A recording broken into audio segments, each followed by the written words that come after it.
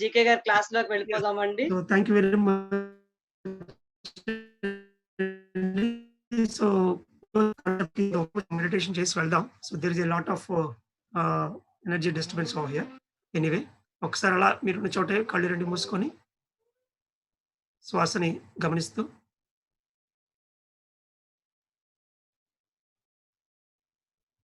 చక్కగా ఈ 40 రోజుల ధ్యాన శిక్షణ కార్యక్రమాన్ని మనం ముగించుకున్నాం.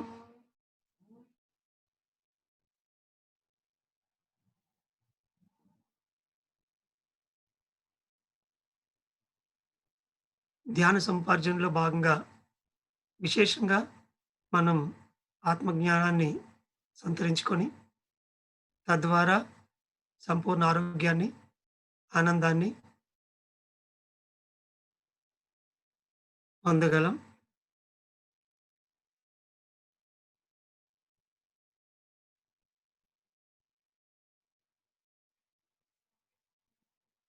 శ్వాస మీద ధ్యాస. ఆఖరి 30 సెకండ్లు. ధ్యానం సర్వరోగ నివారణి, సకల భోగకారిణి, సత్యజ్ఞాన ప్రసాదిని.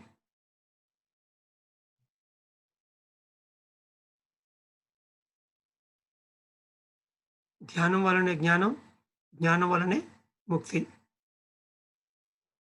విశేషంగా ధ్యానం చేసినప్పుడు ధ్యానం ద్వారా మనలోని శక్తిని మనం పెంచుకొని తద్వారా మనలో ఉన్నటువంటి శిష్యుడు పరిపూర్ణంగా తయారైనప్పుడు ఆ గురువు అంటే గురువు అన్నటువంటి ఆ జ్ఞానం మన దగ్గరికి వస్తుంది. ఆ జ్ఞానాన్ని మనం ఆచరణలో పెట్టినప్పుడు ఆ జ్ఞానం ద్వారా ఏవైతే సమస్యలు మన జీవితంలో ఒక తాళం కప్ప మాదిరిగా ఉన్నాయో అవి ఈ చక్కని తాళం చెవితో ఇట్టే విడిపోతాయి.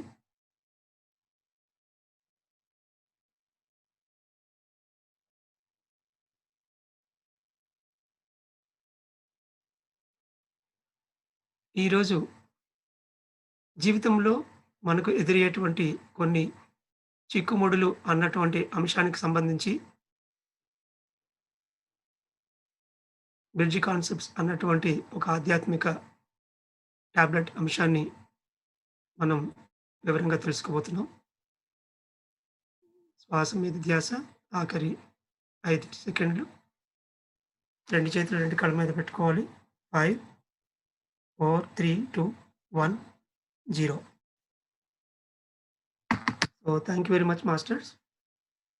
సో ఈరోజు మనం నేర్చుకోబోయేటువంటి ఈ బ్రిడ్జ్ కాన్సెప్ట్, బ్రిడ్జ్ అంటే ఒక వంతెన అని అర్థం. సో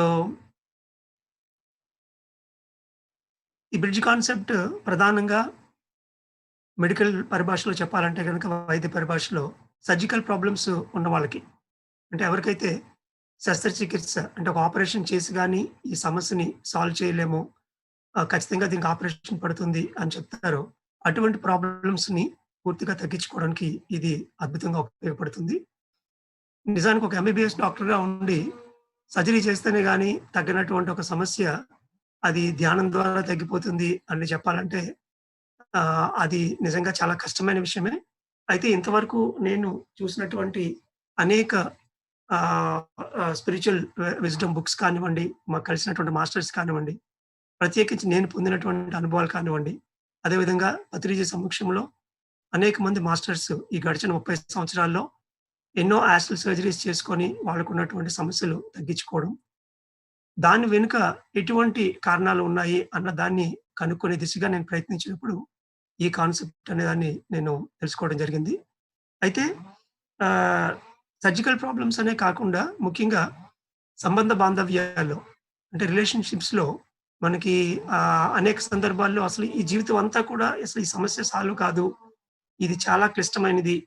ఇక్కడ ఈ రిలేషన్‌షిప్ బ్రేక్ అనేది అంటే వాళ్ళ యాటిట్యూడ్స్ కానివ్వండి, అక్కడ ఉన్నటువంటి పరిస్థితులు కానివ్వండి, అది చిన్న అత్తకోడలు సమస్యే కావచ్చు. చూడ్డానికి అది జీవితాంతం ఉన్నట్టే కనిపిస్తుంది. అదేవిధంగా ఒక మంచి శత్రువులుగా ఉన్నవాళ్ళు సడెన్‌గా బద్ధ శత్రువులుగా మారిపోవడం గాని, ఆఫీస్‌లో బాస్‌తో రిలేషన్‌షిప్స్ గాని, సో ఎన్ని సంబంధ బాంధవ్యాల్లో ఒక స్థాయికి మించి పూర్తిగా ఒక గ్యాప్ ఏర్పడినప్పుడు, ఆ గ్యాప్‌ని ఎలా మనం బ్రిడ్జ్ చేయగలం? ఎందుకంటే ఇక బ్రిడ్జ్ ఒక వంతెనంటే ఫర్ ఎగ్జాంపుల్ ఇప్పుడు ఒక 4 రోడ్ల కూడలి ఉందనుకోండి. అక్కడ ప్రతిసారి మనం వెళ్లి ఒక ఆగి సిగ్నల్స్ తీసుకొని మనం వెళ్ళాల్సొస్తది. అదే ఒక వాటర్ ఉంటే గనక అక్కడ ఒక తెప్ప ఉండొచ్చు. ఆ తెప్పని దాటి వెళ్ళాల్సొస్తుంది. లేదా ఒక రైల్వే లైన్ ఉంటే అక్కడ రైల్వే గేట్‌ని అక్కడ ఆగి మనం దాటాలి. సో, ఈ బ్రిడ్జ్ అనేది ఎక్కడ నిర్మిస్తాం? ఎక్కడెక్కడైతే ఒక చీలిక ఉందో, ఒక గ్యాప్ ఉందో, ఒక మీడియం మారిపోతుంది. అంటే ఒకసారి మట్టి నుంచి అక్కడ వాటర్‌లో మనం అయితే స్విమ్మింగ్‌తో వెళ్ళాలి లేదా బోట్‌తో వెళ్ళాలి. టెక్నాలజీ మారిపోద్ది అక్కడ పూర్తిగా. మన నడక పనికిరాదు, మన కారు పనికిరాదక్కడ. ఖచ్చితంగా బోట్‌ని తీసుకోవాల్సిందే. సో, ఎక్కడైతే మార్గంలో మనకి ఒక అడ్డగా ఒక అవాంతరాలు, ఒక చిలుకలా గాని, గ్యాప్‌లా గాని వస్తాయో, అక్కడ నిజానికి మనం ఒక వంతెన నిర్మించుకుంటాం. అందుకే ఈ 4 రోడ్ల కూడలిలోని, అలాగే ఒక వాటర్ ఉన్నటువంటి ఒక నది పాయ దగ్గర మనం బ్రిడ్జిని గమనిస్తాం. సో, ఈ బ్రిడ్జ్ నిర్మించిన తర్వాతే మనం చాలా సునాయాసంగా ఈవెన్ అక్కడ ఇంతకుముందు గతంలో ఇక్కడ ఆగేవాళ్ళం అనే విషయం గూడా గుర్తుపెట్టుకోకుండా, చక్కగా మనం ఏదో మాట్లాడుకుంటూ, పాటలు వినుకుంటూ డ్రైవ్ చేసుకొని వెళ్ళిపోతాం ఆ బ్రిడ్జ్ మించి. సో, ఇలా ఎక్కడెక్కడైతే జీవితంలో అవరోధాలు అనేవి మనకి కలుగుతున్నాయో, ఈ అవరోధాలు గనక అక్కడ ఏదైనా ఒక బ్రిడ్జ్ అనేది నిర్మిస్తేనే గాని అది పూర్తిగా తగ్గదు అని ఐడెంటిఫై చేసినటువంటి ప్లేసుల్లో ఈ కాన్సెప్ట్ అనేది చాలా అద్భుతంగా ఉపయోగపడుతుంది. సో, ఆహ్, ఈ కాన్సెప్ట్‌ని మనం తెలుసుకోవడానికి ముందు ఇందులో ఒక 2, 3 కీలకమైన అంశాలున్నాయి. మొట్టమొదట బ్రిడ్జ్ అనే దాన్ని ఐడెంటిఫై చేయటం ఒకటి. గుర్తుపట్టడం. ఎక్కడ బ్రిడ్జ్ కట్టాలి? ఇప్పుడు వైజాగ్‌లో ఉన్న వాళ్ళకి తెలుసు. ఎన్‌ఏడీ కొత్త రోడ్‌లో 4 రోడ్ జంక్షన్. అక్కడ ఎన్నో సార్లు వెహికల్స్ ఆగిపోతాయి కాబట్టి ఇప్పుడు అక్కడ ఒక పెద్దది 3,00,00,000 ఒక బ్రిడ్జ్ నిర్మిస్తున్నారు. అలా మీరు ప్రతి మెట్రో సిటీ చూసుకున్నా పైనుంచి చూస్తే ఎన్నో చోట్ల బ్రిడ్జ్‌లుంటాయి. అలాగే నదుల దగ్గర బ్రిడ్జ్‌లుంటాయి. అలా మన లైఫ్‌లో ఏదైనా ఒక గ్యాప్ ఎక్కడైనా అరే! నేనిక్కడ ఆగిపోయాను.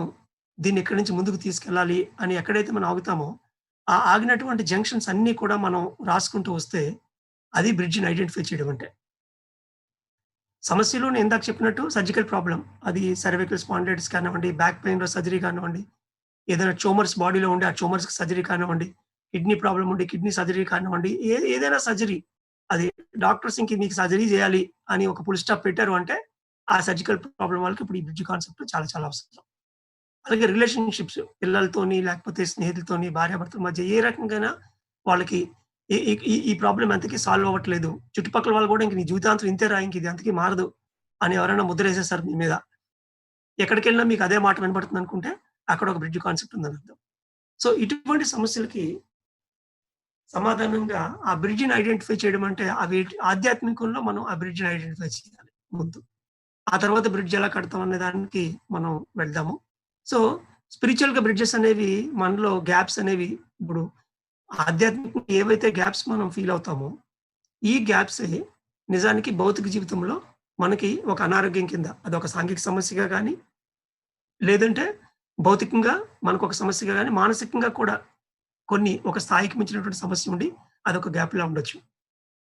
భౌతిక సమస్యలో గ్యాప్స్‌లో ఎంతవరకు అంటే హెర్నియా ఉంటుంది. హెర్నియా కంప్లెయింట్‌లో గ్యాప్ ఉంటుందక్కడ. ఆ గ్యాప్‌ని ఫిల్ చేయడానికి హెర్నియాకి ఒక మెష్ వేయడమో, దాన్ని క్లోజ్ చేయడం చేస్తారు. అందులో హోల్ ఉండొచ్చు. తర్వాత ట్యూమర్ ఉండొచ్చు. సో, ఇవన్నీ కూడా అంటే ఐదర్ కట్ చేసి ఆ ట్యూమర్ మాస్ తీయడం గాని, ఆల్రెడీ ఉన్న గ్యాప్‌ని కుట్టి దాన్ని కవర్ చేయడం గాని చేయాలి. ఇంకొక రకంగా మార్గమే లేదు. అందుకే మెడికల్‌గా డాక్టర్స్ దే ఆర్ 200% కరెక్ట్. వాళ్ళు చెప్పే దాని ప్రకారం. అయితే నిజానికి భౌతిక శరీరం, దాని వెనకాతల ఉన్న ప్రాణమయ శరీరం, బుద్ధిమయ శరీరంలో ఉన్నటువంటి మన అవగాహన నుంచి అవి పనిచేస్తాయి కాబట్టి, ఇక్కడ ప్రధానంగా మనం ఆ బుద్ధిమయ శరీరంలోని, ఆత్మీయ శరీరంలోని శక్తి స్థాయిలో ఏవైతే గ్యాప్స్ ఉన్నాయో వాటిని మనం ఐడెంటిఫై చేసి, అవి గనక మనం ఫిల్ చేసినట్టయితే ఆటోమేటిక్‌గా భౌతిక శరీరంలో లేదా సాంఘికంగా మనకున్నటువంటి ఆ సమస్యలు ఖచ్చితంగా మనం పూర్తిగా సాల్వ్ చేసుకోగలం. సో, మీకందరికీ చాలా సులువుగా అర్థమయ్యేటువంటి కొన్ని ఆధ్యాత్మికంగా మనకెదురయ్యేటువంటి కొన్ని బ్రిడ్జెస్‌ని నేను మీకిప్పుడు చెప్తాను. అవి చాలా సందర్భాల్లో చాలా క్లియర్‌గా మీరు ఫీల్ అవుతారు అవి. ఆహ్, ఫస్ట్ ఒకసారి మనం ధ్యానంలో ఒక స్థాయికొచ్చిన తర్వాత, ఏవైనా మాస్టర్స్ తాలూకా క్లాసెస్ వినేటప్పుడు మనకు లోపల, అరే! నేను గూడా ఇంత బాగా చెప్తే బావున్ను అని తెలియకుండానే మనలో ఒక రకమైన ఆలోచన స్టార్ట్ అయిపోతది. ఎంత అద్భుతంగా నేను ఆ శ్లోకాలతోనో, లేకపోతే వాళ్ళు చెప్పే విషయాలతోనో, పవర్ పాయింట్స్‌తోనో, లేకపోతే ఎన్నో అనుభవాలు కలిపి క్రోడీకరించి చెప్పేటట్టో, ఎంత అద్భుతంగా నేను క్లాస్ చెప్పాలి అని ఒక రకమైనటువంటి ఆలోచన, అవగాహన, ఆసక్తి, ఆ ఎమోషన్‌తో ఒకటైతేనే మనకు చాలా హ్యాపీ అనిపిస్తుంది లోపల. కానీ అలా చెప్పడానికి మనం ఒక్కొక్క వ్యక్తి ఉన్నప్పుడు బాగా మాట్లాడగలుగుతాం గానీ, ఒక గ్రూప్ అనేటప్పటికి ఏంటంటే మనకి మాట్లాడలేకపోవచ్చు. సో, ఇది ఒక బ్రిడ్జ్ గ్యాప్ ఇది చాలా క్లియర్‌గా. ఎందుకంటే ఒక డయాస్ మీద ఒక 30 మందినో, ఒక 50 మందినో, 100 మందినో ఉద్దేశించి ఒక క్లాస్ చెప్పడానికి ఉండేటువంటి శక్తి, లేదా జ్ఞానము, లేదా ఆ కాన్ఫిడెన్స్ గాని, ఆ ఆత్మస్థైర్యం గాని, అవి దాని వెనకాతల కొంత గ్రౌండ్ వర్క్ చేస్తేనే వస్తాయి. వన్ టు వన్‌లో మనం మాట్లాడొచ్చు. ఒక్కొక్క వ్యక్తిని పెట్టి మన అనుభవాలు చెప్పడము, శాకాహారం గురించి చెప్పడం, పిరమిడ్ గురించి చెప్పడం మనం బానే చేస్తాం. కానీ ఒక గ్రూప్‌ని అడ్రెస్ చేయడం వచ్చేటప్పటికి అక్కడ ఖచ్చితంగా మనం ఇటు స్వాధ్యాయ యోగ, ఆధ్యాత్మిక పుస్తకాలు చదివి దాని నుంచి గాని, ఎంతోమంది అనుభవాలు విని గాని, అలా క్రమేపీ దాన్ని పెంచుకుంటూ ఒక గ్రూప్‌ని అడ్రెస్ చేసే స్థాయికెళ్ళడానికి ఆ మధ్యలో ఒక గ్యాప్ ఉంది. దాన్ని ఖచ్చితంగా మనం ఫిల్ చేసుకోవాలి. సో, అది ఎలా ఫిల్ చేసుకోవాలి అన్న దానికి నెక్స్ట్ మనం నేర్చుకోబోయే బ్రిడ్జ్ కాన్సెప్ట్‌లో మీకది అవగాహన దొరుకుతుంది. తర్వాత రెండవది, ఎవరైనా చాలా బాగా పాటలు పాడతారు.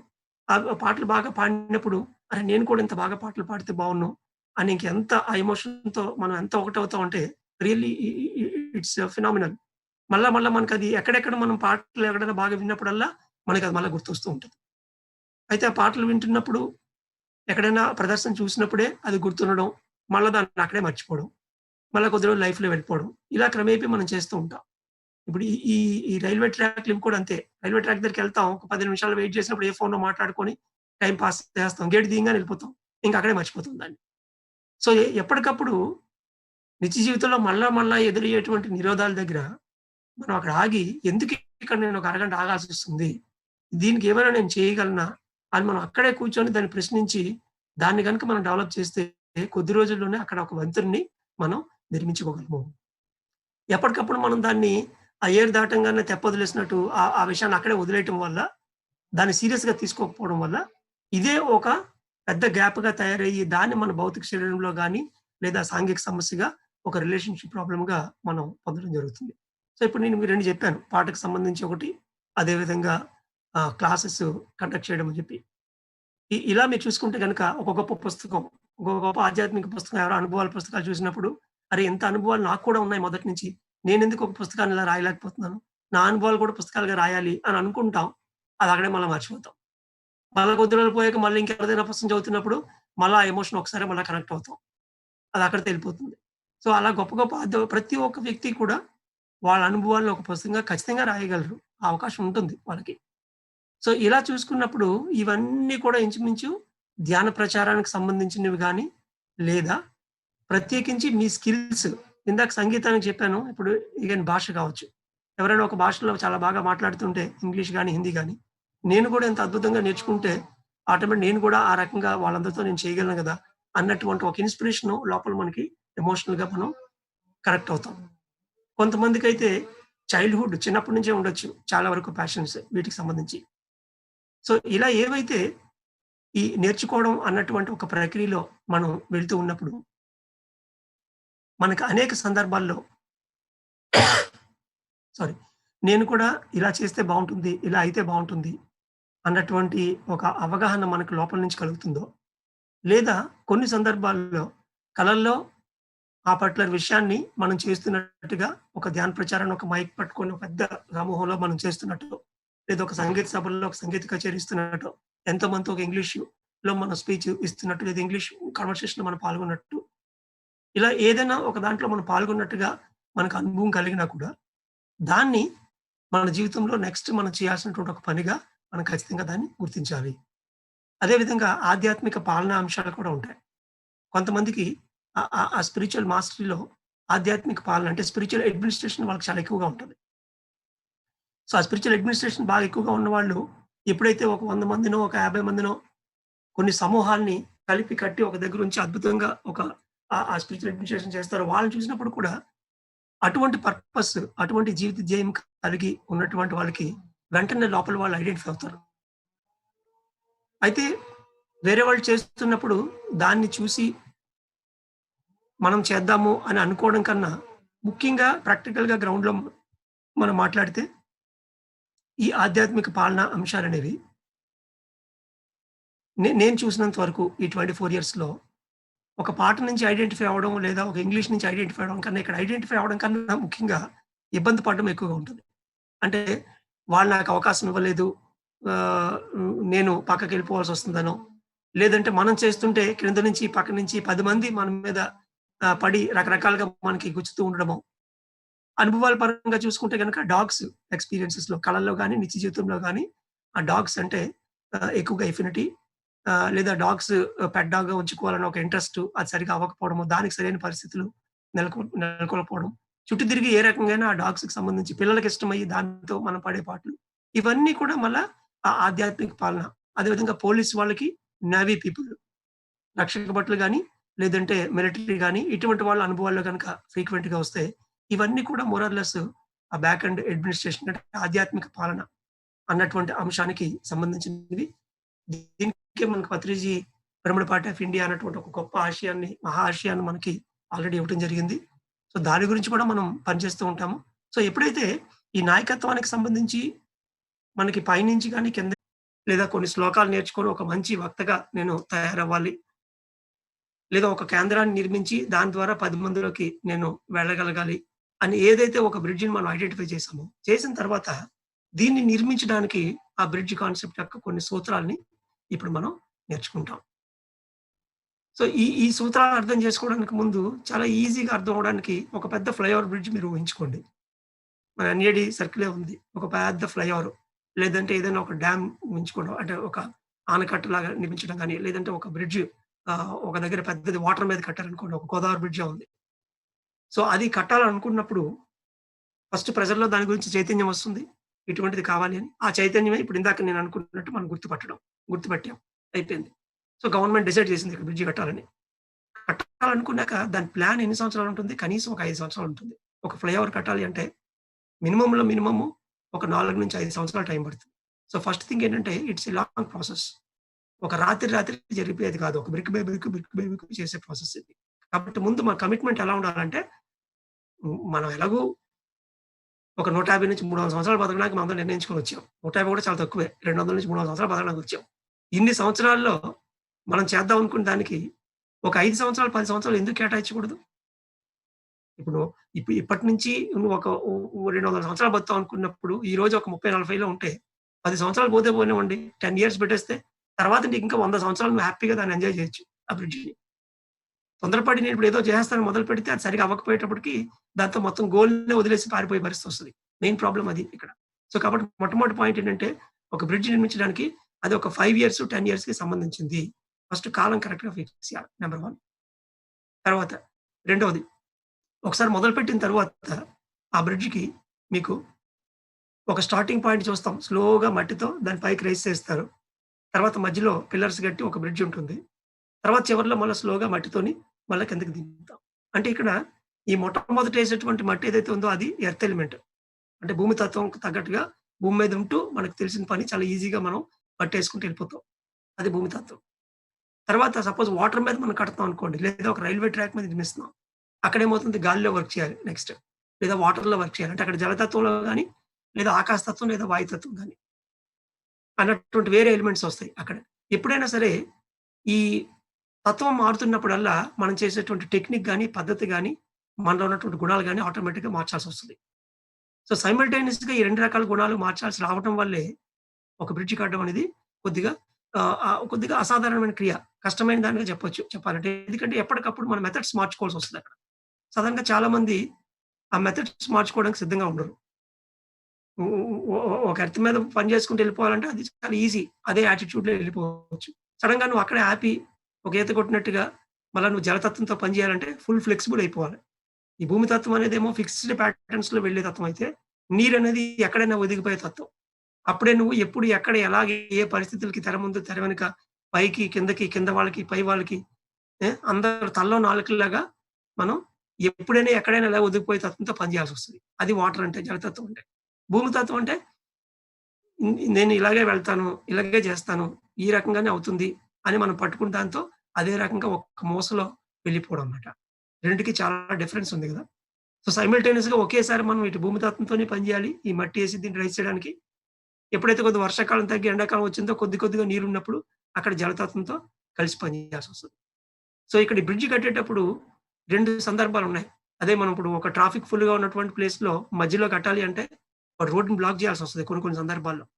లేదంటే ఏ రాత్రి పూట చేయాలి. పగలు పని చేయడానికి కాదు. రాత్రి పూట ట్రాఫిక్ తక్కువుంటది కాబట్టి, కరెక్ట్‌గా జంక్షన్‌లో చేసే పనులు మాత్రం ఏ రాత్రి పూట చేయాల్సొస్తది. ఎందుకంటే దాన్ని మనం ఆపాలి.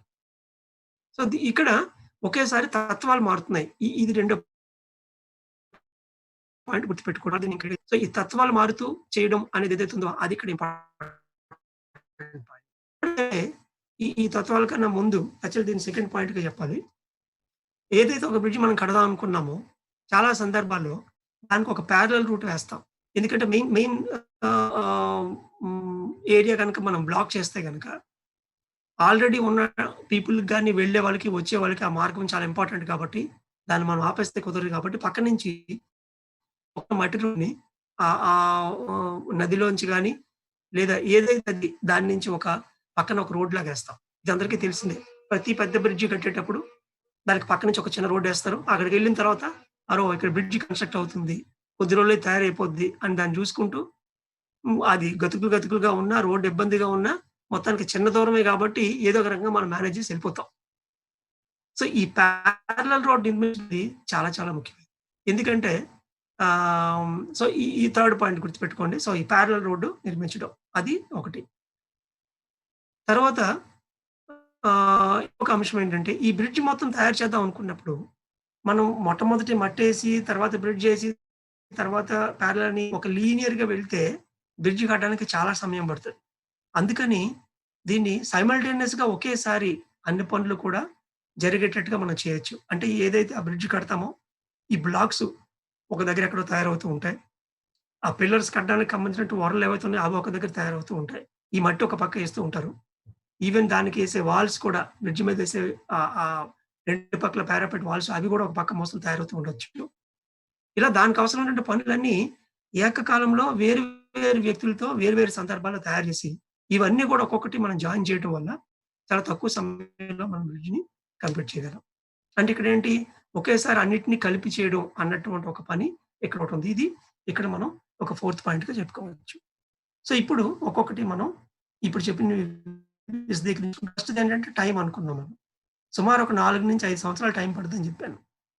ఎలా అయితే ఒక ఫ్లైఓవర్ బ్రిడ్జ్‌కి అంత టైం పడుతుందో, ఇందాక నేను చెప్పినట్టు ఒక మాస్టరీ అటైన్ చేయడానికి, ఒక సంగీతంలో ఒక స్థాయికి వెళ్ళడానికి, అలాగే ఒక డాన్స్ ఒక కళ లేదంటే ఒక ఆధ్యాత్మిక పాలన అన్నటువంటి ఒక అంశాన్ని గాని, ఏదైనా మనం ఇంప్రూవ్ చేయడానికి ఎప్పుడు కూడా మినిమమ్ టైము ఒక 5 సంవత్సరాలు, ఒక 10 సంవత్సరాలు ఒక టైం పెట్టుకోవాలి ఇప్పుడు.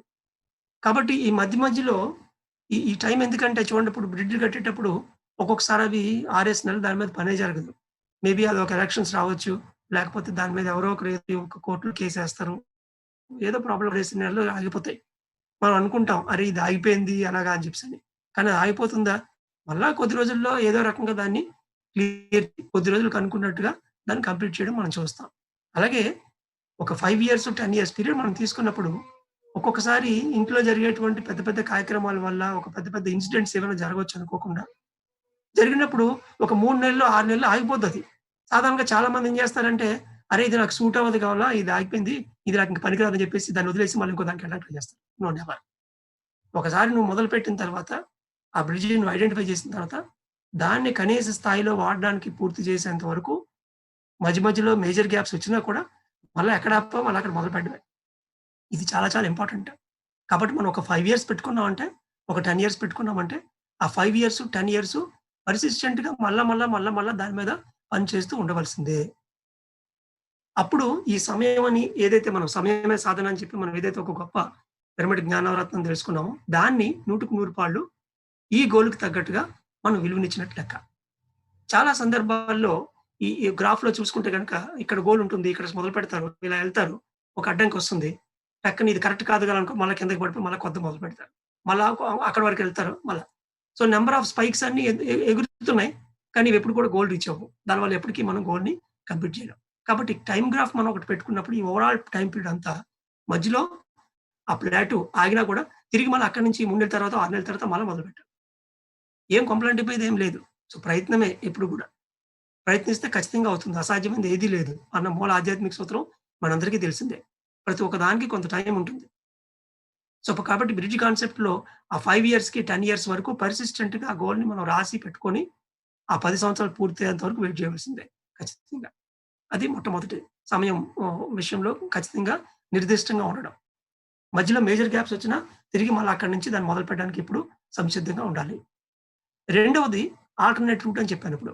సో, ఒక బ్రిడ్జ్ కట్టేటప్పుడు ఆల్రెడీ ఆ దారి అందరికీ వాడకంలో ఉంటుంది కాబట్టి, ఒకేసారి మనం కడతామని చెప్పి రోడ్ కట్ చేసి పెట్టేస్తే వాళ్ళెలా ఎళ్తారు? మేబీ కొన్ని సందర్భాల్లో అదే రూట్ ఒక్కటే ఉండొచ్చు అటుపక్క వెళ్ళడానికి.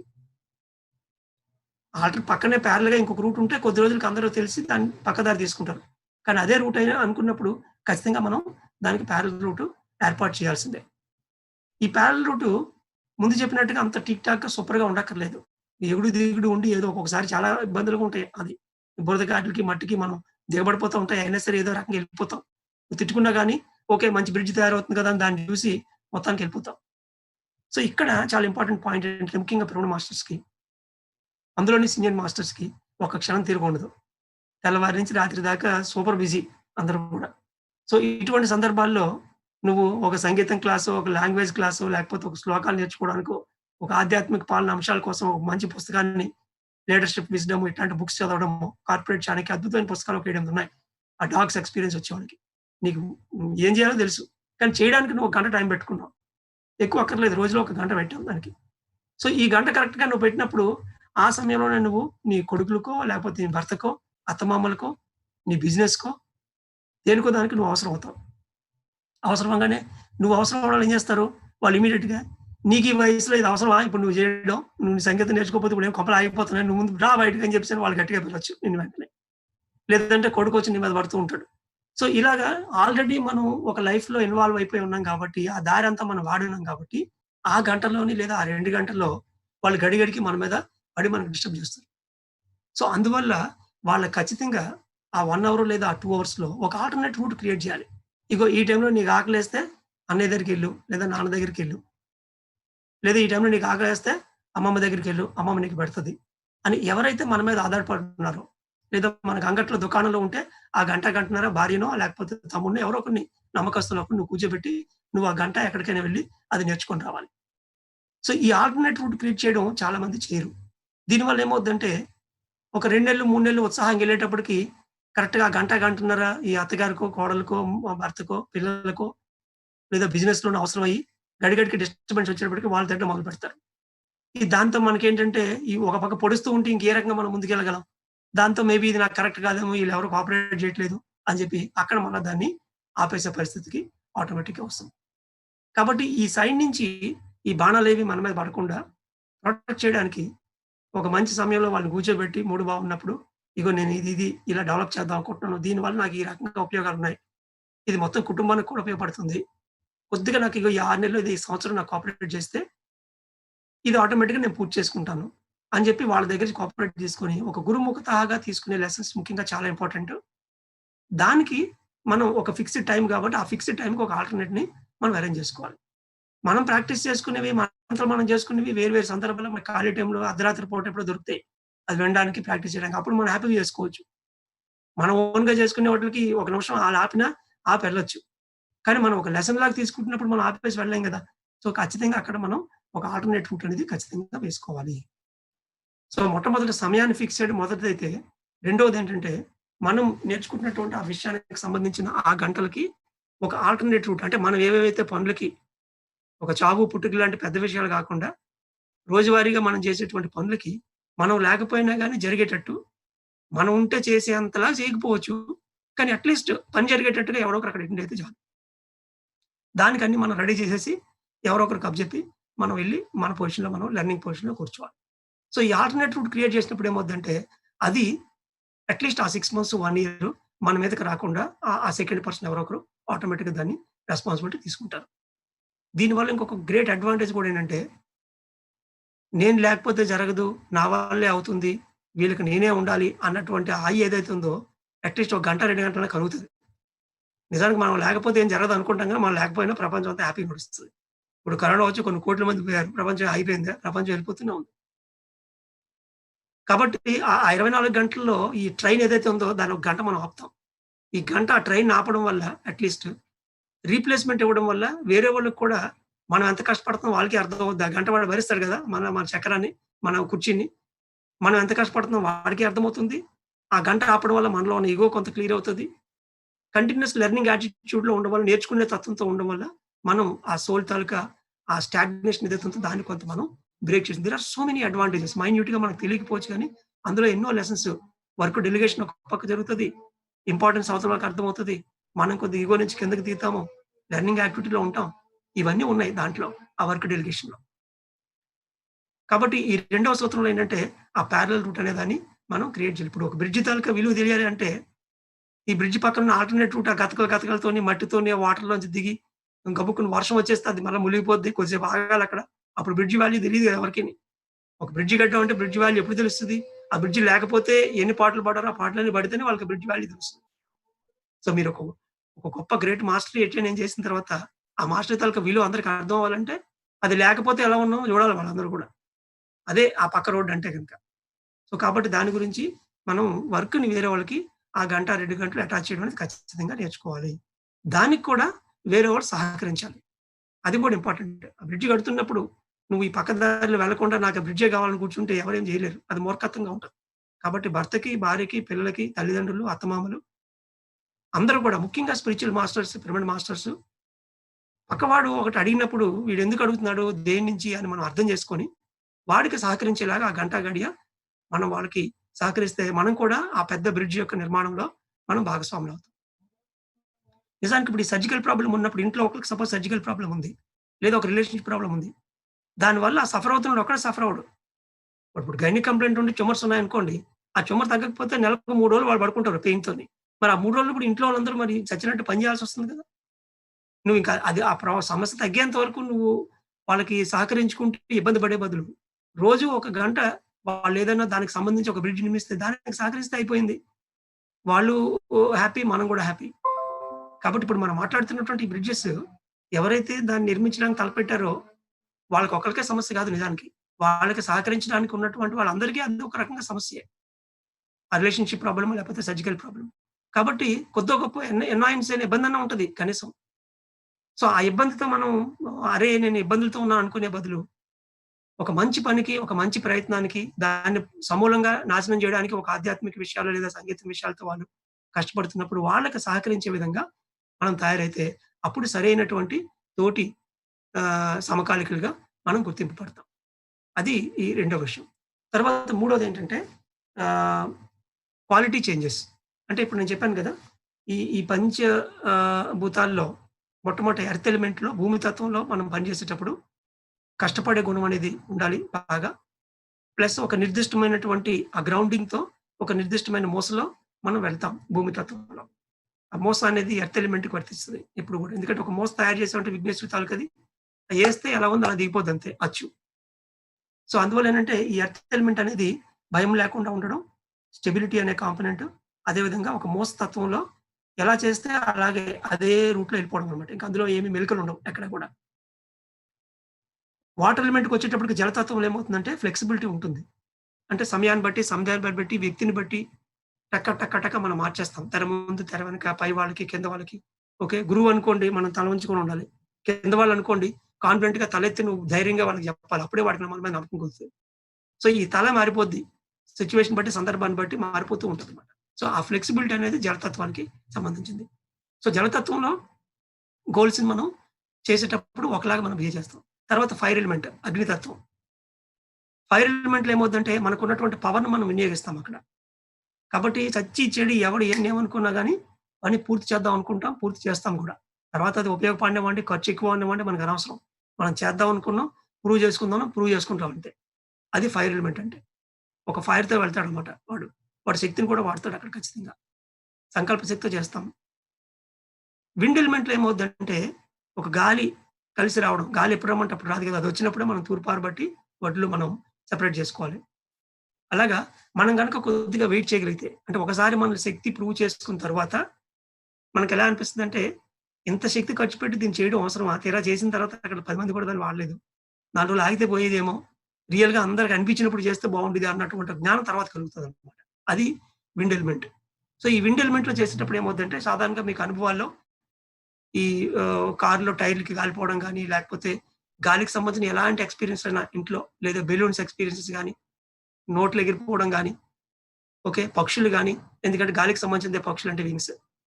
కాబట్టి విండ్ ఎక్స్‌పీరియన్స్ ఏవైనా మీకు ఆ టైంలో కలిగాయంటే మీరు పెట్టుకున్నటువంటి గోల్‌లో మీరు వాయు పరంగా వెళ్ళాలని అర్థం. అక్కడేమవుతుందంటే మనం వెయిట్ చేస్తాం. ఆ సరైన సమయం కోసం వెయిట్ చేయడం వల్ల ప్రకృతి కూడా మనకు సహకరించి చాలా తొందరగా పని కంప్లీట్ అయిపోద్ది. ఇప్పుడు నీటి మీద బ్రిడ్జ్ కట్టేటప్పుడు విండ్ ఎలిమెంట్ అంటే ఏంటంటే, నువ్వు వర్షాకాలంలో కడతావా? ఎండాకాలంలో కడతావా? లోపల పిల్లర్స్. వర్షాకాలంలో విపరీతంగా నీరెళ్తా ఉంటది. అప్పుడు నువ్వు ఆ నీరుని ఆపి దానికి గోడ గట్టి చేయాలంటే చాలా కష్టమైన పని. ఆల్‌మోస్ట్ ఒక్కొక్కసారి ఇంపాసిబుల్ అది. అదే ఎండాకాలంలో అయితే ఆల్రెడీ నీరంతా తేలిపోయి ఉంటుంది. అక్కడక్కడ చిన్న చిన్న నీరుంటాయి. ఎక్కడెక్కడైతే బావుందో అక్కడంతా కూడా నువ్వు ఇమ్మీడియేట్‌గా పిల్లర్స్ లేపేయొచ్చు. కాబట్టి ఒక 5 సంవత్సరాలు 5 ఎండాకాలంలో పనిచేస్తేనే గాని మనం అనుకున్న పిల్లర్స్ అన్నీ గూడా మనం కంప్లీట్ చేసుకోలేం. అదే వర్షాకాలంలో కట్టాలంటే ఆల్‌మోస్ట్ ఇంపాసిబుల్. కాబట్టి ఇక్కడ వెయిటింగ్ అనే పీరియడ్ ఉంది. ఆ వెయిట్ చేయాలి. అలాగని వెయిటింగ్ టైమ్‌లో మనం ఖాళీగా ఉంటామా? అప్పుడు ఎర్త్ ఎలిమెంట్ మీద పనిచేస్తాం. ఇంకా మట్టి తీసుకురావాలి కదా ఇక్కడ. అలాగే పైన బ్రిడ్జ్ తయారైన తర్వాత దాని మీద పిల్లర్స్ పెట్టాలి. పైని బ్రిక్స్ ఇయ్యాలి. పెద్ద పెద్ద దిమ్మలు పెట్టాల్సొస్తది. అవన్నీ మనం ఇంకో పక్క తయారు చేసుకుంటాం. ఖాళీగా ఏమి ఉండం. అది రెడీ అవుతుంటది ఈ లోపల ప్యారలెల్‌గా. ఆ అంశం మనం మళ్ళా మాట్లాడతాం ఎనీవే. సో, కాబట్టి ఇక్కడ ఈ విండ్ ఎలిమెంట్ అనేది చాలా చాలా ఇంపార్టెంట్. వాయుతత్వం అనేది. అంటే వెయిట్ చేసి ప్రకృతి కూడా సహకరించినప్పుడు, చుట్టూ ఉన్న పీపుల్ కూడా దాని ఇంపార్టెన్స్ రియలైజ్ అయినప్పుడు, అందరిని కలుపుకొని మన వంతు ఏదైతే ఉందో దాన్ని పెట్టి మనం చేయటం వల్ల చాలా సులువుగా తక్కువ శక్తితోనే వర్క్‌ని మనం ఔరా అనిపించేటట్టుగా కంప్లీట్ చేస్తాం. అందరి ఫోకస్ కూడా ఉండడం వల్ల వినియోగంలో కూడా చాలా అద్భుతంగా వస్తది. ఎందుకంటే ఎక్కువ మంది ఇన్వాల్వ్‌మెంట్ ఉండడం వల్ల అది వినియోగంలో కూడా చాలా బాగా ఉంటది. ఫైర్ ఎలిమెంట్‌లో మనం చేసినటువంటి కార్యక్రమాల యొక్క వినియోగానికి, విండ్ ఎలిమెంట్‌లో ఉండి చేసే కార్యక్రమాలకి చాలా తేడా ఉంది. విండ్ ఎలిమెంట్‌లో వాయుతత్వంలో ఉండి చేసేటువంటివి చాలా అద్భుతంగా వినియోగంలోకొచ్చి పూర్తి ఫ్రూట్‌ఫుల్‌గా ఉంటాయి. ఫలదాయకంగా ఉంటాయి. ఫైర్ ఎలిమెంట్‌లో ఉన్నవి ఫలదాయకంగా ఉండకపోవచ్చు. అలాగని ఫైర్ ఎలిమెంట్‌లో చేయడం తప్పని నేను అనటం లేదు. కొత్తగా నేర్చుకునే వ్యక్తి వాడి పవర్ నిరూపించుకోవాలనుకున్నప్పుడు, వాడిలో ఆత్మస్థైర్యం పెంచుకోవాలనుకున్నప్పుడు, ఆత్మవిశ్వాసం పెరగాల్సొచ్చినప్పుడు, ఖచ్చితంగా కొన్ని అంశాల్లో వాడి శక్తిని ఉపయోగించి చేసి చూపిస్తారంతే. అది ఖచ్చితంగా చేయాలి. దానివల్ల వాళ్ళలో ఉన్న పవర్‌ని వాడు ప్రూవ్ చేసుకొని, ఆ ఫైర్ ఎలిమెంట్‌ని వాళ్ళు క్రాస్ అవుతారు. తర్వాత ఆటోమేటిక్‌గా వాళ్ళు వాయువుతో పనిచేయడం నేర్చుకుంటారు. కాబట్టి ఈ విండ్ ఎలిమెంట్‌లో పనిచేయడం అంటే, ఆ టైంకి వెయిట్ చేసి చేయగలగడం అనేది చాలా చాలా ఇంపార్టెంటు. సో, ఆ వెయిట్ చేయగలగడంలో మనకి ఇంకా చాలా ఈజీగా అవుతది. సో, మనం ఏవైతే నేర్చుకుందామని మనం కొన్ని బ్రిడ్జ్‌లు ఈ ఇంగ్లీషు లేకపోతే లాంగ్వేజ్‌లు, మ్యూజిక్‌లు లేకపోతే సబ్జెక్ట్ ఎక్స్‌పెక్ట్ చేసామో, ఒక్కొక్కసారి ఒక నిరోధం వస్తది. నిరోధం వచ్చినప్పుడు మనం ఏమనుకుంటామంటే, అరే! ఏంటి ఇక్కడ ఆగిపోయింది అని మనం కంగారు పడిపోయి అటు పరిగెత్తి, ఇటు పరిగెత్తి దాన్ని ఏదో చేయడానికి ట్రై చేయకూడదు. మేబీ ఇక్కడ నేచరు ఇంకొక పద్ధతినో, లేదో ఇంకొక విషయాన్నో తను మనకి ఇవ్వడానికి అవకాశం ఉన్నట్టుందని వెయిట్ చేయడం నేర్చుకోవాలక్కడ. నేర్చుకొని మనం దారి మళ్లించాలి. ఇంకొక రకంగా దాన్ని తీసుకోవడానికి వెళ్ళాలి. అలా వెళ్ళినప్పుడు ఏమవుద్దంటే ఆటోమేటిక్‌గా మనకి ముందు మనం అనుకున్న రీతిలో ఒక గురువు సెట్ అవ్వడమో, లేకపోతే ఒక మంచి పుస్తకం సెట్ అవ్వడమో, ఒక మంచి పరిస్థితులు సెట్ అవ్వడం అనేది కొద్ది రోజుల తర్వాత ఆటోమేటిక్‌గా వస్తుంది. అప్పుడు మళ్ళా దాన్ని మనం మొదలు పెట్టొచ్చు. సో, కాబట్టి ఇక్కడ ఎప్పటికప్పుడు మనం చేసేటువంటి విధానాన్ని మార్చడం అనేది వాయుతత్వం అంటది. చివరికి ఆకాశతత్వం అంటే గోల్లెస్ గోల్. ఆకాశతత్వం అంటే చూడండి ఇంత పెద్ద ఆకాశం ఉంది. ఇంత పెద్ద ఆకాశం ఉన్న దాన్ని పట్టుకుంటే మన చేతికి దొరకదు.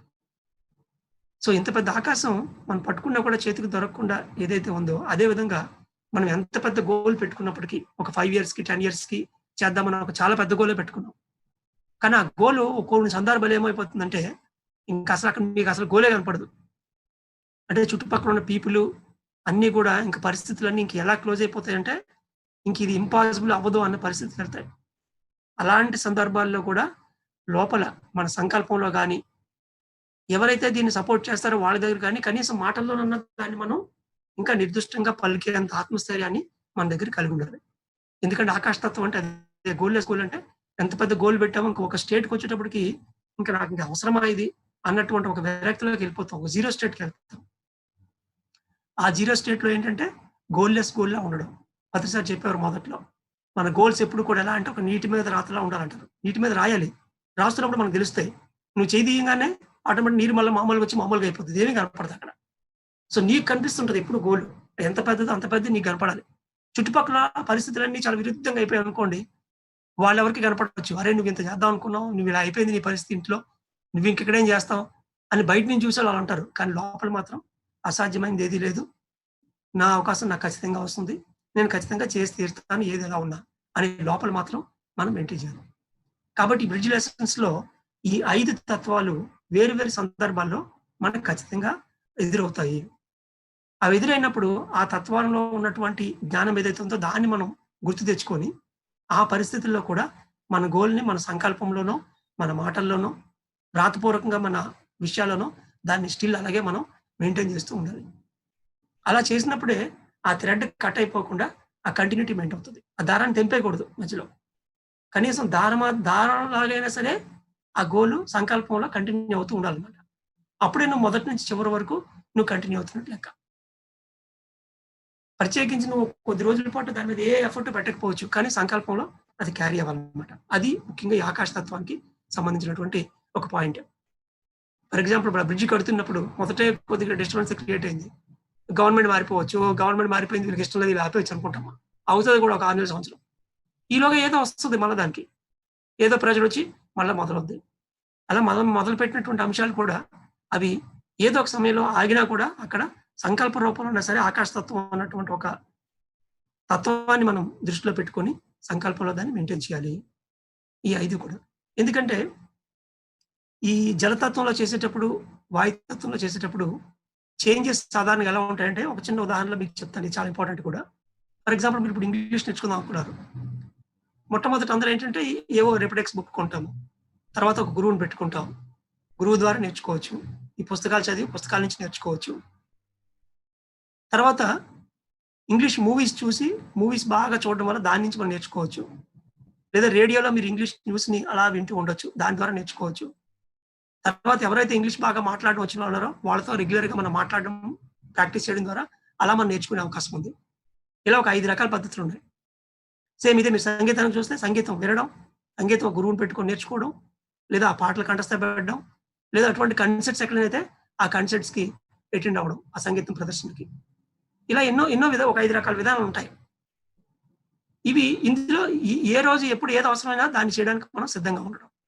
అది అక్కడ ఫ్లెక్సిబిలిటీ అంశం గాని, లేదంటే వాయుతత్వం అదొచ్చేంత వరకు ఆ గురువు దొరికేంత వరకు వెయిట్ చేయడం. ఈలోగా చేయాల్సిన పని మాత్రమే నిర్దిష్టంగా చేస్తాం. ముందు వింటే చాలు. నేను ప్రిస్క్రిప్షన్‌లో రాస్తాను అందుకే. రోజుకి 2 గంటల పాటు వినండి అంటాను అంతే ఫస్ట్. గురువు లేదు వాడు ఏ పల్లెటూరు, పచ్చి పల్లెటూరు ఎక్కడున్నా గాని ముందు వినడం నేర్చుకుంటే ఒక 2 గంటలు సమయమే సాధన. కొద్ది రోజుల్లోనే తర్వాత స్థాయికి ఆటోమేటిక్‌గా వాళ్ళు వెళ్తారు. కాబట్టి ముందు మన చేతిలో అవైలబుల్‌గా ఏదుందో దాన్ని గనక నిర్దిష్టంగా మనం కొద్ది రోజుల పాటు చేస్తే, సమయం ఎలాగో మనకు ఒక 5 సంవత్సరాలు ఉంది. తొందర ఏమీ లేదు. పరిగెత్తి పాలు తాగాల్సిన పని లేదు ఇక్కడ. అవకాశం ఉన్నటువంటి అంశాన్ని గనక ఒకటికి 10 సార్లు ఏమీ లేదు. ఒక రేడియో ఉంది. ఆ రేడియో పెట్టుకొని రోజు అరగంట సేపు ఇంగ్లీష్ నుంచి నీకు అర్థమైనా అర్థం అవ్వకపోయినా వింటూ ఉండడమే ఆ న్యూస్ పెట్టుకొని. లేదా సంగీతం పెట్టుకొని. అందుబాటులో ఉన్నటువంటి ఆ చిన్న రిసోర్సెస్‌ని ప్రతిరోజు క్రమం తప్పకుండా మనం చేస్తే సమయమే సాధన. ఆటోమేటిక్‌గా అది అక్కడి నుంచి తర్వాత తత్వంలోకి అది ఆటోమేటిక్‌గా తీసుకెళ్తది. కాబట్టి ఈ ఈ ఈ ఫస్టు ఎర్త్ ఎలిమెంట్, తర్వాత వాటర్ లేదా రైల్వే ట్రాక్ గాలిలో పనిచేయడం. ఓకే. అలా రకరకాలుగా ఎలా అయితే వేరు వేరు తత్వాల్లో ఆ బ్రిడ్జ్ నిర్మాణం జరుగుతుందో, అదే విధంగా మన లైఫ్‌లో కూడా ఆ తత్వాల్ని ఎప్పటికప్పుడు మార్చడం అనేది చాలా చాలా ఇంపార్టెంట్. సో, ఇప్పుడు ఇక్కడి నుంచి ఈ ఆఖరి అంశంలోకి మనం వెళ్తాం. అందులోకి వెళ్ళబోయే ముందు ఒక్క నిమిషం కళ్ళు 2 మూసుకొని శ్వాస మీద ధ్యాస. చక్కగా కళ్ళు మూసుకోవాలి. ఈ ఆఖరి అంశము చాలా ముఖ్యమైనది. దీన్ని తెలుసుకునే లోపు శ్వాసను గమనిద్దాం.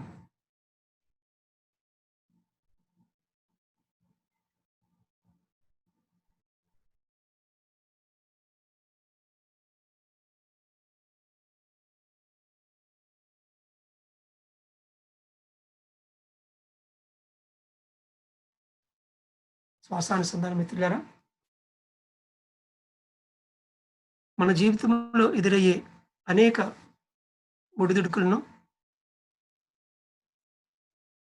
తీర్చలేనటువంటి పెద్ద కష్టాల్ని ఒక వంతెన వంటి నిర్మాణం ద్వారా పూర్తిగా వేళ్ళతో సహా ఆ సమస్యను తగ్గించుకునే ప్రక్రియలో మొట్టమొదటి అంశంగా మనం కాలాన్ని నిర్ణయించాం. సుదీర్ఘమైన కాలాన్ని.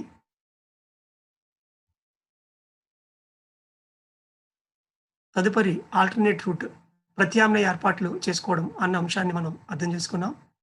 ఆ ప్రత్యామ్నాయ ఏర్పాటుకి అందరం తోడ్పడగలం. తదుపరి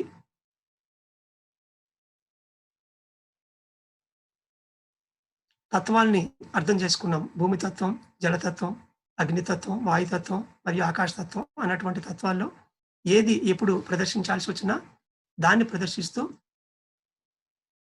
మన యొక్క ఆ గోల్‌ని రీచ్ అయ్యేటువంటి మార్గాలు ఏవైతే ఉన్నాయో, మనం పెట్టుకున్నటువంటి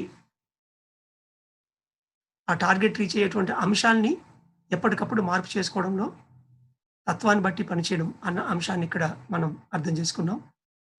ఇప్పుడు చివరి అంశంలోకి మనం వెళ్తాం. ఆఖరి 5 సెకండ్లు. 5, 4, 3, 2, 1, 0 నెమ్మదిగా 2 చేతులు 2 కళ్ళ మీద పెట్టుకోండి.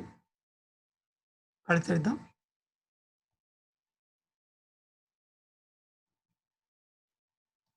సో, ఇప్పుడు ఆహ్,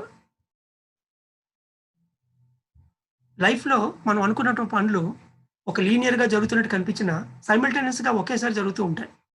ఒకసారి మనం ఇందాక చెప్పినట్టు ధ్యానంతోని, జ్ఞానంతోని మనం అన్నిటికి సంసిద్ధులుగా ఉండడం వల్ల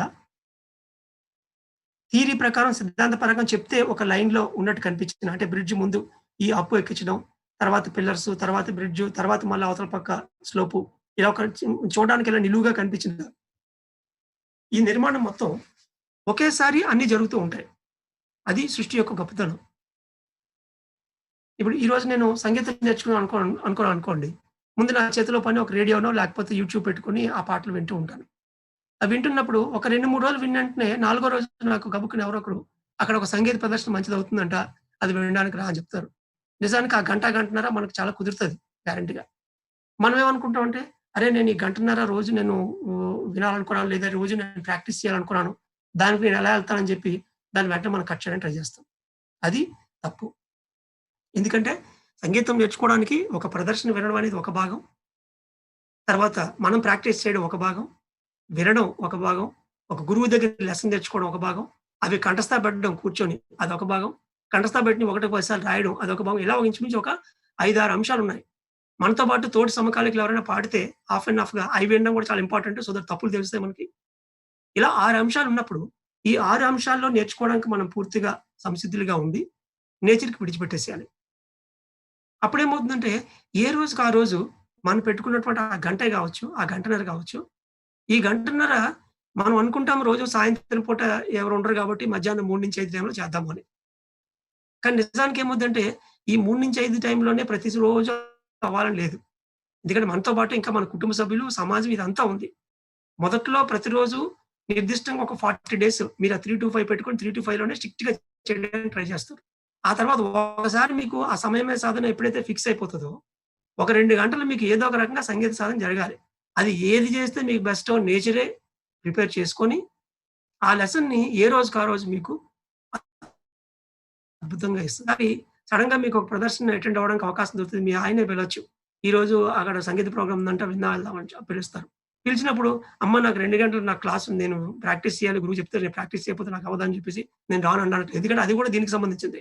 ఆ రోజు మన ప్రాక్టీసు అక్కడికెళ్ళి అది వింటూ ఎవరైతే అక్కడ పాడుతున్నారో ఆ ప్లేస్‌లో మనల్ని హ్యాపీగా ఊహించుకోవడమే. మనమే పాడుతున్నాం. అక్కడ ఆయన కాదు పాడుతుంది. ఆ ఎమోషన్‌కి మనం కనెక్ట్ అవ్వాలి. అది చాలా ఇంపార్టెంట్. వింటాము. వినడం ద్వారా నేర్చుకుంటాం. దాంతో పాటు ఆ ఎమోషన్‌కి కూడా అక్కడ మనం కనెక్ట్ అవుతాం.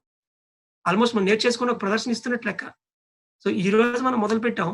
కానీ వారం రోజుల్లోనే మనకు ప్రదర్శన ఇచ్చేంత భాగ్యం మనకొచ్చేసినట్టే. ఒక ప్రదర్శన వింటున్నామంటే ఆళ్ళు మనం ఒకటే కదా! మనకు తెలిసింది కదా! We are in oneness. So, అది మనం వెంటనే మనమే ఇస్తున్నాం అన్నటువంటి ఒక ఫీలింగ్‌ని మనం ఆటోమేటిక్‌గా పొందగలుగుతాం. ఆ వన్నెస్ ఫీల్‌ని. అక్కడ అనుభవం కూడా రావచ్చు ఎళ్ళిన తర్వాత. కాబట్టి ఈ చివరి అంశం చాలా ఇంపార్టెంట్ ఇది. మొట్టమొదట మనం 40 రోజులు నిర్దిష్టంగా పెట్టుకున్నప్పటికీ కూడా, ఒకసారి మనం ఆ టైంకి, ఆ నేర్చుకోవడానికి కనెక్ట్ అయిపోయిన తర్వాత, నేచర్‌కి విడిచిపెట్టినప్పుడు ప్రతి ఒక్క దాంట్లో ఎన్ని రకాలుగా అది నేర్చుకోవడానికి అంశాలున్నాయి. ఒక మంచి ఆధ్యాత్మిక పాలన అంశాలు నేర్చుకోవాలనుకోండి, దానికి సంబంధించి బుక్స్ ఉన్నాయి. 'Corporate Chanakya', 'one minute manager', 'leadership wisdom', 'Robin శర్మది' ఇట్లా దాదాపు ఒక 5, 6 పుస్తకాలున్నాయి పూర్తిగా. 'గురుజీఎఫ్ జీవిత చరిత్ర' ఈ పుస్తకాలు ఫస్ట్ తెచ్చిపెట్టుకొని, ఆ బుక్స్ చదవడం ఒక పని. మనకి అందుబాటులో ఏదైనా ఇటువంటి ఒక 40 రోజుల క్లాసో, ఒక పిరమిడో ఏదైనా దాని వెనకాతల తెర వెనకాతల ఉండి, ఆ అడ్మినిస్ట్రేటివ్‌గా పనిచేయడం, ఆ సర్వీస్ అందించడం అదొక వర్క్ ఉంటుంది. ఖాళీగా ఉన్నప్పుడు ఏదైతే ఒక టీమ్ ఉందో ఆ టీమ్‌ని కోఆర్డినేట్ చేయడం. ఇలా ఇంచుమించు ఒక 6, 7 రకాల పనులు రాసుకుంటే ఒక్కొక్క రోజు ఒక్కొక్క పని వస్తది. దానికి మనం రెడీగా ఉండాలన్నమాట. అటెంటివ్‌గా, ఓపెన్‌గా ఉండాలి. అండ్ కొన్ని సందర్భాల్లో కొన్ని రోజులు దాటిన తర్వాత ఈ సమయం కూడా ఉదయం నుంచి రాత్రి లోపు ఎప్పుడొస్తదో కూడా మనకు తెలీదు. ముందు రోజు రాత్రి తెలుస్తది. రేపు మనం సంగీతం ప్రాక్టీస్ చేసే టైం మనం రెగ్యులర్‌గా అనుకున్నది కాదు. అది ఉదయం ఇగో ఈ టైంలో గ్యాప్ దొరికింది. అక్కడ పూర్తి చేసుకోవాలి అని మనం ఓపెన్‌గా ఉండాలి. ఇది ఇందాక నేను మీకు చెప్పినటువంటి వర్షాకాలం, ఎండాకాలంలో మార్పు చేసే పరిస్థితి. ఓకే. ఏ సమయంలో అయితే మట్టి తోలడానికి లారీలు చీప్‌గా ఉంటాయి. ఆ టైంలో మట్టి తోలితేనే ఆ మట్టి ఏసుకునే పని తక్కువ ఖర్చుతో మనం చేయొచ్చు. మేలోని బాగా డిమాండ్‌గా లారీలున్నప్పుడు అప్పుడు నువ్వు మట్టి తెచ్చేద్దాం అనుకుంటే నీకు చాలా ఖర్చు ఎక్కువైపోతుంది. మట్టి ఎప్పుడు తెచ్చేసినా పర్వాలేదు కాబట్టి డిమాండ్ తక్కువగా ఉన్న రోజుల్లో అది చేసుకుంటే బెటర్. సో, అలాగా ఒక బ్రిడ్జ్ కట్టేటప్పుడు ఎలా అయితే డిమాండ్ బట్టి, అవసరాన్ని బట్టి, సమయాన్ని బట్టి మార్పులు, చేర్పులు చేసుకుంటూ వెళ్తారో అలాగే మనం పెట్టుకున్నటువంటి ఈ గోల్స్‌లో కూడా ఎప్పటికప్పుడు ఆ మార్పులు ఉదయం నుంచి రాత్రి లోపు ఏ సమయంలో మనం దాన్ని చేయాలి అన్నటువంటి టైంలో గాని, ఏ రకంగా చేయాలి అన్నటువంటి పద్ధతిలో గాని మార్పుల్ని ఎప్పటికప్పుడు మనం మార్పు చేసినప్పుడు ఒకేసారి అన్నిట్లి మీద మనం వర్క్ చేస్తాం. అప్పుడు అతి తక్కువ టైంలోనే మనం దాన్ని కంప్లీట్ చేసుకోగలుగుతాం. సో, ఒకసారి మీరు బ్రిడ్జ్‌ని ఐడెంటిఫై చేసి ఇంకొక 2 నిమిషాల్లో ఈ క్లాస్ మనం పూర్తి చేసుకోబోతున్నాం. ఒకసారి మీరు బ్రిడ్జ్‌ని ఐడెంటిఫై చేసి ఇది పర్టిక్యులర్‌గా నేర్చుకోవాలని ఒక 2, 3 సైమల్టేనియస్‌గా 2, 3 బ్రిడ్జ్‌లు ఉంటాయి. ఇదొక ఇంపార్టెంట్ పాయింట్.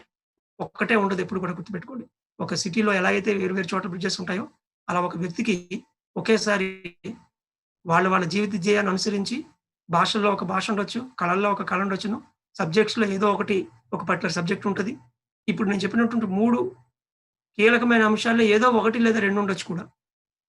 సో, దానికి మీరు డైలీ బేసిస్ మీదో, వీక్లీ బేసిస్ మీదో, వారాంతంలో గాని, లేదా డైలీగా గాని ఒక టైమ్‌ని కేటాయించుకున్న తర్వాత దాన్ని చేసుకొని వెళ్ళటానికి ఎప్పుడైతే మీరు ఒక నిర్ణయం తీసుకుంటారో, ఒక డాక్టర్‌గా నేను కొన్ని వందల, వేల కేసులు చూసాను. ఈరోజు మీకు చెప్తున్నాను నేను.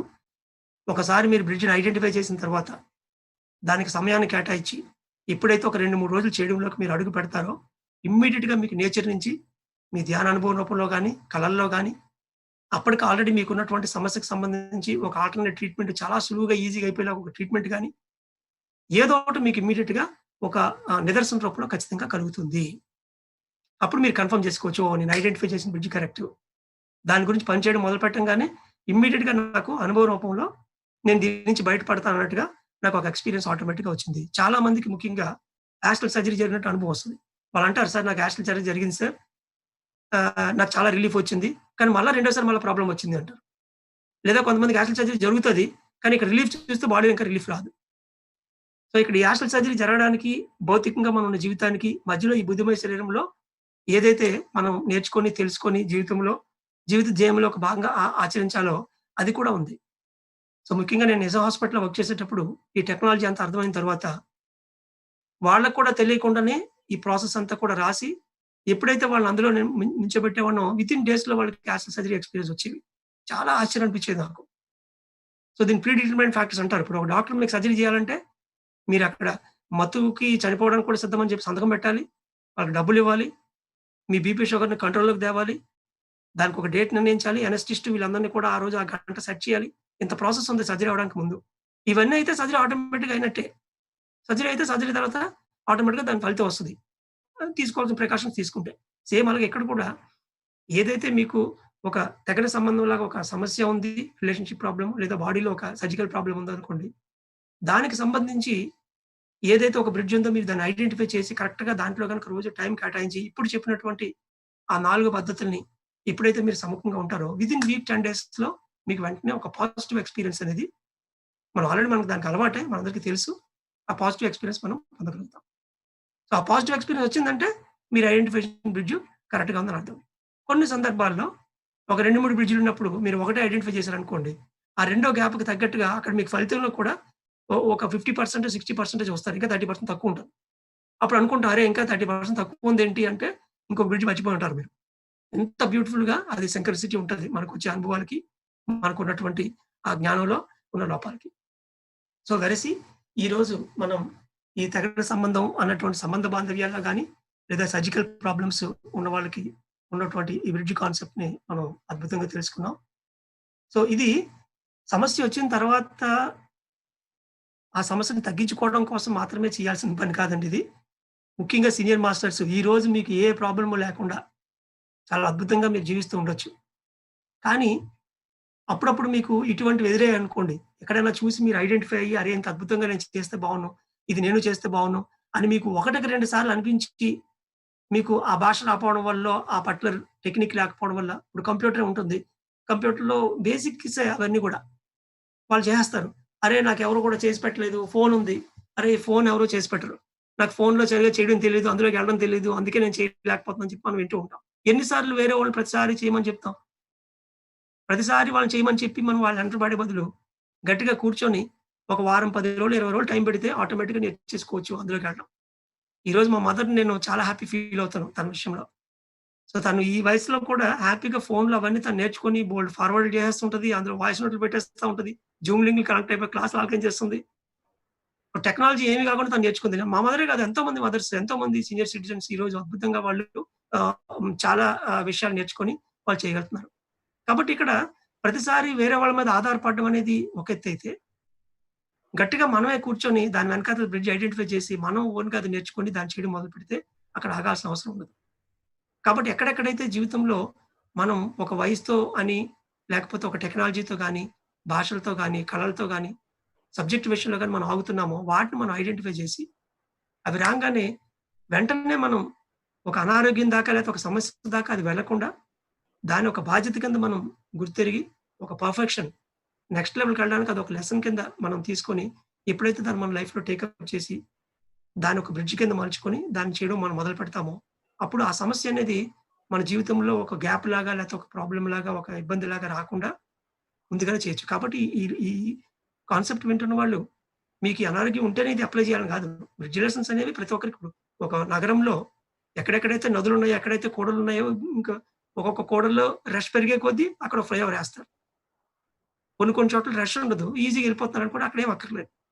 అది ఎప్పుడైతే ఇబ్బందిగా మారిందో వెంటనే అక్కడ ఫ్లైఓవర్ ఏస్తారు. కాబట్టి మనం ఎలాగైతే ధ్యానము, ఆధ్యాత్మిక పుస్తకాలు, అనుభవాలు పంచుకోవడం, క్లాసులు చెప్పడం ఒక్కొక్కటి, ఒక్కొక్కటి నేర్చుకుంటూ వస్తున్నామో, అందులో భాగంగానే ఈ బ్రిడ్జ్ లెసన్ కూడా ఒక ఇంపార్టెంట్ భాగం. ఎక్కడెక్కడైతే ఒక అంశం వల్ల మనం ఆగిపోతున్నాం అనుకుంటున్నామో, ఈ ఆగిపోతున్న ఆ క్షణమే ఆగిపోయి, మళ్ళా దాన్ని అక్కడే మర్చిపోవడం కాకుండా, మళ్ళా మళ్ళా అది రిపీట్ అవుతున్నప్పుడు దానికొక సున్నా జుట్టి, క్యాలెండర్‌లో ఒక తేదీకి సున్నా జుట్టినట్టు, దాన్ని బ్రిడ్జ్ లెసన్ కింద మార్చుకొని, ఇంకా మీకు అర్థం కాకపోతే దీనికి సంబంధించిన ధ్యానారోగ్య నిష్ణాతులు అద్భుతంగా మీకు అన్ని జోన్స్‌లో అవైలబుల్‌గా ఉన్నారు. They know very well. వాళ్ళతో మీరు మాట్లాడి, ఈ అంశాలన్నీ చేర్చి, ఎప్పుడైతే మీరు ముందుగానే దాన్ని మీరు ఆ బ్రిడ్జ్ నిర్మించినైతే చాలా అద్భుతంగా ఆ అడ్డంకి లేకుండా తరువాత స్థాయిలోకి మీరు వెళ్తారు. అప్పుడు ఈ మెట్లకి సంబంధించిన అనుభవాలు, లిఫ్ట్ ఎక్స్‌పీరియన్స్‌లు చాలా పాజిటివ్‌గా వస్తాయి. ప్రారంభంలో ఏ అనారోగ్యం ఉండకపోవచ్చు. మెట్లు ఎక్కడం గాని, లేకపోతే లిఫ్ట్ గాని, ఆ అనుభవాలు ఎక్కడైనా మీకు అడ్డంకిగా వచ్చాయంటే గనక, ఖచ్చితంగా అక్కడ మీకు ఈ బ్రిడ్జ్ లెసన్ అవసరం అని అర్థం. ఈరోజు మార్నింగ్ నేను వాయిస్ నోట్‌లో చూసాను. టౌన్ కొత్త రోడ్ వరలక్ష్మి గారు నాకు ఒక మెసేజ్ పెట్టారు. ఆవిడేదో ఎళ్తూ అక్కడ ఆగిపోయి పైకెళ్ళలేకపోతున్నానని చెప్పి. ఆ మేడమ్ నాకు ఇదేంటి సార్ నాకు అర్థం కావట్లేదు అని పెడితే నాకు ఆవిడకి ఏం సమాధానం చెప్పాలో అర్థం కాలేదు. కానీ ఈ లెసన్ అంతా ఆవిడకే అని చెప్పి నాకు సడెన్‌గా గుర్తొస్తుంది. Thank you very much madam for మీరు ముందుగానే చూసారు యాక్చువల్‌గా. ఈరోజు మనం చేసినటువంటి ఈ బ్రిడ్జ్ కాన్సెప్ట్‌ని. So with this I want to conclude. So ఈ బ్రిడ్జ్ కాన్సెప్ట్‌కి సంబంధించి సర్జికల్ ప్రాబ్లమ్స్‌కి సంబంధించి ఎవరికైనా ఏమైనా ప్రశ్నలు ఉంటే గనక ఈ గ్రూప్‌లో ఉన్నవాళ్ళు యూట్యూబ్‌లో గాని, ఇక్కడ గాని మీరు టైప్ చేయొచ్చు. నేను దాన్ని ఆన్సర్ చేస్తాను. Thank you very much. So ఈరోజు ఇంత చక్కగా ఈ కాన్సెప్ట్ చెప్పుకోవడానికి అవకాశం ఇచ్చినటువంటి జ్యోతి మేడంకి, కుమారి గారు అండ్ ఈ 40 డేస్ కండక్ట్ చేయడంలో ఉన్నటువంటి కీలకమైన మాస్టర్స్ అందరికీ కూడా పేరు పేరున నా ధన్యవాదాలు తెలుపుతున్నాను. ముందు పత్రి సార్ కూడా వచ్చారు. సో అద్భుతంగా భగవాన్ బ్రహ్మర్షి పత్రిజీ యొక్క సమక్షంలో మనం దీన్ని కంప్లీట్ చేసుకున్నాం. So hand over to Maheshwari for anchoring. Thank you. Thank you GK. GK గారు అద్భుతమైన జ్ఞానాన్ని మనకు పంచారు.